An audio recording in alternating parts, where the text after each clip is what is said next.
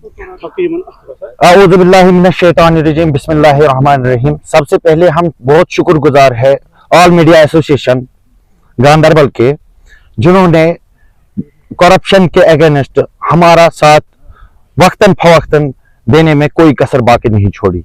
बाद सलाम यूं है कि जैसा कि आप बखूबी जानते हो, जम्मू कश्मीर का पूरा एडमिनिस्ट्रेशन भी जानता है, लोग भी जानते हैं, जच्चा बच्चा भी जानता है, हर कोई जानता है fire and emergency recruitment scam को लेकर आज तक हमें 3 साल संघर्ष करते हुए 2020 से आज तक यहाँ सड़कों पर हमने गुजारे हैं।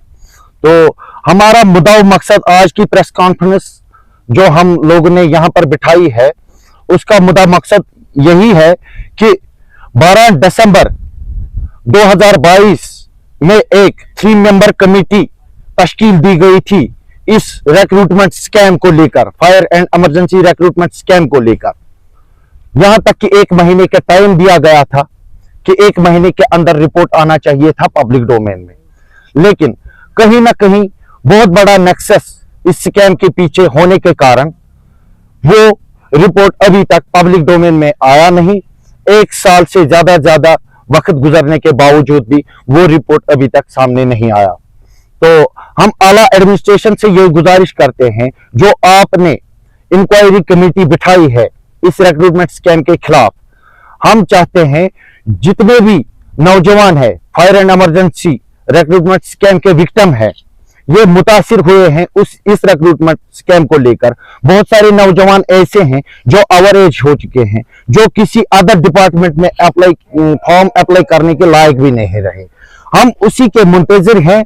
हम चाहते हैं जल्द अज जल्द उस रिपोर्ट को पब्लिक डोमेन में लाया जाए और आला एडमिनिस्ट्रेशन और माननीय एलजी साहब से हमारी मोतबाना गुजारिश है कि जल्द अज जल्द उस रिपोर्ट को सामने लाए, ताकि दूध का दूध और पानी का पानी हो जाए। और हमारी यहाँ पे जितनी भी गैदरिंग हुई है, जितने भी रिप्रेजेंट गांधरबल डिस्ट्रिक्ट को कर रहे हैं fire and emergency recruitment scam के एस्पिरेंट जो है, ठीक है, वो सभी आज यहाँ पर आए हैं, उन्होंने अपना ताउन दिया है। तो उसके बावजूद भी मीडिया कर्मियों से हमारी गुजारिश है आला एडमिनिस्ट्रेशन तक इस बात को पहुंचाने में अपना अहम रोल अदा करें। और जितने भी हम विक्टिम हैं fire and emergency recruitment scam के, उम्मीद है, हम इस एडमिनिस्ट्रेशन से ये उम्मीद लगाए बैठे हैं कि देर आए दुरुस्त आए। इन्होंने जो काम किया वो काबिल तारीफ काम है, क्योंकि आज तक वो हुकूमत कभी नहीं आई जिन्होंने अपनी गलती, अगर उन्होंने कोई गलती की हो उसके खिलाफ कोई इंक्वायरी बिठाई। ऐसी हुकूमत आज तक कभी ना आई है, तो न मुझे लगता है कि आएगी कोई दूसरी हुकूमत। मगर बीजेपी सरकार के हम बहुत शुक्रगुजार है। इन्होंने अगर कहीं ना कहीं भेदभाव पाया गया, कहीं भ्रष्टाचार पाया गया, उसके खिलाफ एक इंक्वायरी कमेटी भी बिठाई गई और सीबीआई प्रोब भी किया गया। लेकिन हमें यह समझ में नहीं आ रहा है कि हमारे इस fire and emergency recruitment scam के रिपोर्ट को क्यों डिले किया जा रहा है। हमें उम्मीद है बहुत जल्द इसका रिजल्ट सामने आ जाएगा और जो डिजर्व्ड कैंडिडेट्स है इसमें उनको अपना हक फराहम किया जाएगा। इम्तियाज भाई ने आपको बताया कि ये सिलसिला 2013 से स्टार्ट हुआ। मैं कुछ की पॉइंट से हाईलाइट्स आपको बताना चाहता हूँ इस रिक्रूटमेंट स्कैम को लेके। तो जैसे हमने 2013 में इसके फॉर्म भरे थे, फॉर्म भरने के बाद 2014 में हमने एक एग्ज़ाम दिया था। एग्ज़ाम में धांधली पाई गई, जिसकी वजह से जो लिस्ट है वो स्क्रैप हो गई। उसके बाद फिर से हमें अप्लाई करना पड़ा, ऑनलाइन फॉर्म भरने पड़े। 2018 में इन्होंने फिर से एक एग्ज़ाम किया, वो भी स्क्रैप हो गया, उसमें भी धांधली पाई गई। और 2020 में इन्होंने और एक एग्ज़ाम कंडक्ट किया और उसमें भी धांधली पाई गई। लेकिन ये बदकिस्मती है कि इन्होंने अगर उन भ्रष्टाचारियों के खिलाफ उस पिछले जो 2 बार हुए थे ये रिक्रूटमेंट स्कैम, उनके खिलाफ शिकंजा कसा होता तो 2020 में हमें ये नौबत ना देखनी पड़ती। हाँ, हम मानते हैं कि 2020 में कश्मीर की सिचुएशन कुछ टेंस थी, क्योंकि एक तो हाल में ही जो आर्टिकल 370 है वो एब्रोगेट हुआ था और कोविड-19 का मसला चल रहा था, जिसकी वजह से कुछ अप डाउन चल रहे थे हमारे जे.एंड.के यूटी में, पूरी थ्रू आउट वर्ल्ड चल रहे थे वो सारी चीज़ें, तो जिसकी वजह से इनको थोड़ा टाइम लगा। लेकिन हमने from the very first day इनको बता दिया कि इसमें जो है वो आला दर्जे का जो है वो स्कैम पाया गया है। ऐसा कोई स्कैम नहीं है दुनिया में जो इसमें ना पाया गया। देखिए इसमें सबसे पहली चीज जो है वो पेपर स्कैम का मसला है, क्योंकि इसमें पेपर लीक हुआ था, हाउस बोट्स में पेपर किए गए। यहाँ तक कि जो फायर एंड इमरजेंसी के मुलाजमीन हैं उन्होंने OMR शीट्स रिप्लेस करवा दिए, जिनके हमारे पास पुख्ता सबूत है, जो हमने ऑलरेडी एडमिनिस्ट्रेशन को सौंप दिए हैं। इसमें अंडर हाइट एस्पिरेंट्स को जो है वो जॉब दी गई है, वो आज भी डिपार्टमेंट में काम कर रहे हैं। जिंदा सबूत है, वो अभी मरे नहीं है, डिपार्टमेंट में अभी वो काम कर ही रहे हैं। इसमें ऐसे भी एस्पिरेंट है जिनके खिलाफ FIR लगी थी, वो आज भी काम कर रहे हैं। इसमें जो है ऐसे एस्पिरेंट्स भी है जिन्होंने फिजिकल किसी और ने दिया था, रिटन में कोई और बैठा और जॉब कोई और कर रहा है, इसके भी हमारे पास पुख्ता सबूत है। आप हमें बता दीजिए, हमारी जो एडमिनिस्ट्रेशन है क्या कुछ नहीं है इनके पास? CBI इनकी, CID इनका, NIA इनका, कोई भी जो एजेंसी है वो इनकी है। तो 14 महीने किस चीज़ के इनको लग जाते हैं? अगर कमेटी को टाइम बॉन्ड दिया गया था कि 1 महीने के अंदर अंदर आपको रिपोर्ट सबमिट करनी है, लेकिन अभी तक 14 महीने गुजर गए, अभी तक हमें लगता है कि रिपोर्ट का कोई आता पता ही नहीं है, क्योंकि ग्राउंड लेवल पे हमें कुछ देखने को नहीं मिल रहा है। अब हमारी आला हुकाम से यही रिक्वेस्ट है कि जितने भी डिजर्विंग एस्पिरेंट्स हैं इनके साथ जल्द अज जल्द जो है वो इंसाफ किया जाए, क्योंकि ऑलरेडी हमारा जो गोल्डन पीरियड है, जिसको हम गोल्डन पीरियड बताते हैं, वो हमारा ज़ाया हो गया। देखिए, जब हमने फॉर्म भरे थे 2013 में, हाल ही में हम 18-19 साल के हो गए थे, क्योंकि उसी टाइम हम एलिजिबल हुए थे किसी भी रिक्रूटमेंट के लिए। तो फॉर्म भरे थे हमने, और इसी रिक्रूटमेंट में हम अभी ओवर एज भी हो गए हैं, हम अभी किसी बैलेट फोर्स के लिए अप्लाई भी नहीं कर पा रहे हैं। तो इस रिक्रूटमेंट ने हमारा जो गोल्डन पीरियड है वो ज़ाया कर दिया। फॉर्म भरने के टाइम हम एलिजिबल थे, अभी रिक्रूटमेंट स्कैम्स के पीछे इस स्कैम के पीछे भागते हम अभी ओवर एज भी हो चुके हैं। तो आला हुकाम से हमारी यही रिक्वेस्ट है कि हमारा जो अभी फर्दर जो टाइम है वो ज़ाया ना करते हुए इस रिपोर्ट को जल्द से जल्द पेश किया जाए, ताकि हमारा भी आगे फ्यूचर है, हम भी अभी ओवर एज हो चुके हैं, हमें भी आगे देखना है कि हमारी ज़िंदगी, अभी हमारी बहुत सारी एस्पिरेंट्स ऐसे जिनकी शादियां हो चुकी है, जिनके बच्चे हैं, जिनके बूढ़े माँ बाप है और जो उन्हीं पे डिपेंडेंट है। तो गवर्नमेंट से यही रिक्वेस्ट है और हमारी एडमिनिस्ट्रेशन से भी यही रिक्वेस्ट है कि जल्द से जल्द जो है वो रिपोर्ट को पेश किया जाए, ताकि डिजर्विंग एस्पिरेंट्स को अपना हक मिले। वालेकुम वरहमतुल्लाहि वबरकातुहू।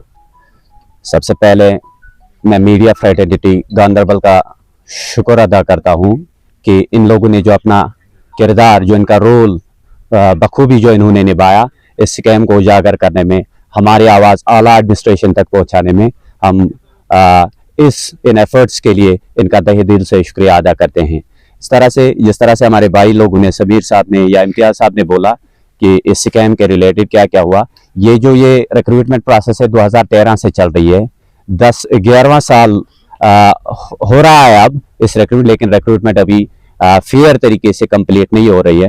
3 बार इससे पहले इसको हमने स्क्रैप करवाया है, अब 4थी बार इसके लिए हम लड़ रहे हैं। तो इन लोगों ने जो कुछ पॉइंट्स हाईलाइट किए हैं इसमें, तो पूरी एडमिनिस्ट्रेशन जानती है कि ये जो एविडेंसेस, ये जो पॉइंट्स ये एस्पायरेंट्स बता रहे हैं, ये पूरे तथ्यों के साथ, स्ट्रॉन्ग एविडेंसेस के साथ, जिनके पीछे हमने एविडेंसेस भी पेश किए हैं एडमिनिस्ट्रेशन के सामने। कमेटी को हमने हर एक बात के, हर एक पॉइंट के अगेंस्ट जो भी हमारे पास कॉन्क्रीट एविडेंस है वो उनको हमने दिए हैं। तो इसके अलावा ये कुछ बातें भूल गई, क्योंकि इसमें जो कुछ लड़के वो भी है जो कैटेगरी RBA कैटेगरी में फॉल नहीं होते थे, वो भी अभी सिलेक्शन लिस्ट में मतलब वो भी अभी डिपार्टमेंट में काम कर रहे हैं। इसके अलावा कुछ लड़के एक लड़का ऐसा भी है इवन कि एक हैंडीकैप्ड लड़का अभी डिपार्टमेंट में काम कर रहा है, अंडर हाइट लड़के काम कर रहे हैं। और इसके अलावा पैराशूट में जिन लड़कों ने फॉर्म नहीं भरे थे, अंदर जो लोग बैठे थे जिनके नाम मिल रहे थे लेकिन वो सिलेक्शन लिस्ट से ड्रॉप हो गए थे, लेकिन जो नाम मिल रहे थे बाहर से, रिक्रूटमेंट जो हमने एप्लीकेशन फॉर्म्स भरे हैं वो हमने 2013 में भरे हैं। इतने भी इनपुट्स है कि इसमें ऊपर से उन्होंने पैराशूट में कुछ और लड़के भी लगाए हैं। इतना जब अब मैग्नीट्यूड का, स्कैम का मैग्नीट्यूड पेश कर रहे हैं एडमिनिस्ट्रेशन के सामने, इसके बावजूद भी हमारे साथ ये भेदभाव, इतनी नाइंसाफियां क्यों? गवर्नर, हम मानते हैं कि कोविड-19 चल रहा था, जो एब्रोगेशन ऑफ आर्टिकल 370 हुआ था, तब जो इमरजेंसी चल रही थी यूनियन टेरिटरी में, तो उसका फायदा कुछ लोगों ने, डिपार्टमेंट के कुछ लोगों ने उठाया, क्योंकि एडमिनिस्ट्रेशन जो हायर ऑफिशियल्स थे, जो गवर्नर एडमिनिस्ट्रेशन से वाबस्ता हायर ऑफिशियल्स थे वो किसी दूसरे काम में लगे थे, क्राइसिस को कंट्रोल करने में, कोविड-19 के बारे में सोच रहे थे, और यहाँ से उन्होंने ये कैरी ऑन की ये जो रिक्रूटमेंट प्रोसेस है, और उन चीजों को लेके, उनके उस बिजी शेड्यूल को लेके उन्होंने गलत फायदा उठाया और रिक्रूटमेंट में इतना बड़ा स्कैम किया। तो उसके बाद हम गवार लगाते रहे, अपनी आवाज एडमिनिस्ट्रेशन के सामने रखते हम बार बार रोज मीडिया, प्रेस क्लब, हर एक गली में जाते थे ताकि हम अपनी आवाज गवर्नर एडमिनिस्ट्रेशन के सामने रखें।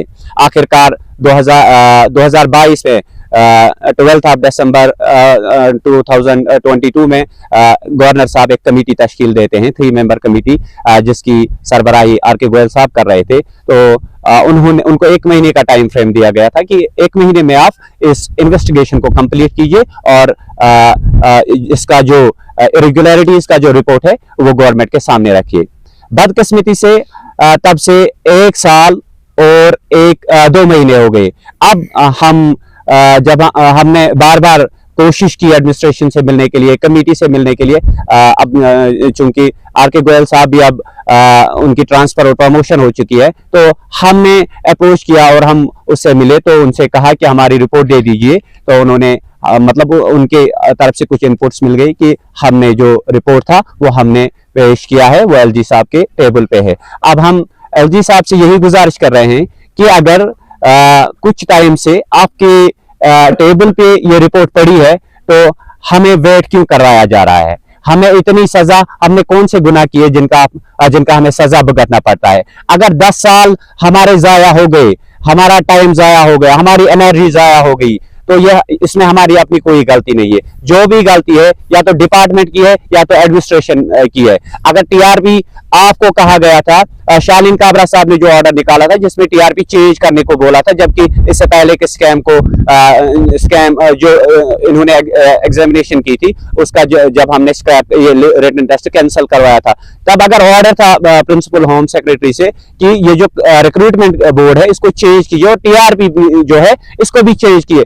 उसके बाद जो टीआरपी का चेयरमैन है महाराजा कृष्णवली, वो फिर से जब हम पता लगाते हैं लिस्ट पब्लिश होने के बाद, तो उसको स्ट्रांग रूम में पाया जाता है। वो उस दिन स्ट्रांग रूम में, अगर उसका इसके साथ कोई लेन देन नहीं था तो वो फिर स्ट्रांग रूम में क्या कर रहा था? दूसरी बात, अगर मान लो कि डिपार्टमेंट ने गलती की, डिपार्टमेंट ने इसमें धांधली की, उसके बाद तो होम अफेयर्स में लिस्ट जाती है मतलब अप्रूव होने के लिए इनको होम को या एलजी ऑफिस को कॉपीज देने पड़ते हैं, तो उन्होंने कैसे अप्रूव की? मतलब कहने का मतलब यह है कि शायद आला हुकाम जो है ये भी कहीं ना कहीं गहरी नींद में सोए थे। अब जब इनको हमें, और सबसे बदकिस्मती की बात यह है कि इनको जगाने में हमें 4 साल लगते हैं, 4 साल लगते हैं, और हमारे 10 साल, हमने इसका खुलासा किया है, 7000 लड़के एग्जामिनेशन में बैठते हैं, 7000 लड़कों के 10-10 साल। आप खुद ही हिसाब कीजिए, एक डेली वेज के हिसाब से, लेबर के हिसाब से आप हिसाब कीजिए कि ये कितना पैसा बनता है, ये कितना टाइम बनता है, जिसकी रिप्लेसमेंट नहीं हो सकती है। अब हम गवर्नमेंट से, खासकर गवर्नर साहब से, एलजी मनोज सिन्हा साहब से मुद्दबाना गुजारिश कर रहे हैं, अब तक जो भी हुआ, हमने जो भी आपकी तरफ से हमारे साथ नाइंसाफी हुई, हमने वो मतलब बर्दाश्त की। अब हमसे बर्दाश्त की जो लेवल है वो खत्म हो गई। अब इंसाफ कीजिए। अब इस रिपोर्ट को प्लीज और प्लीज इस रिपोर्ट को आप पब्लिक डोमेन में लाइए। मजीद मुनफरिद और दिलचस्प वीडियोस के लिए हमारी YouTube चैनल जरूर सब्सक्राइब करें।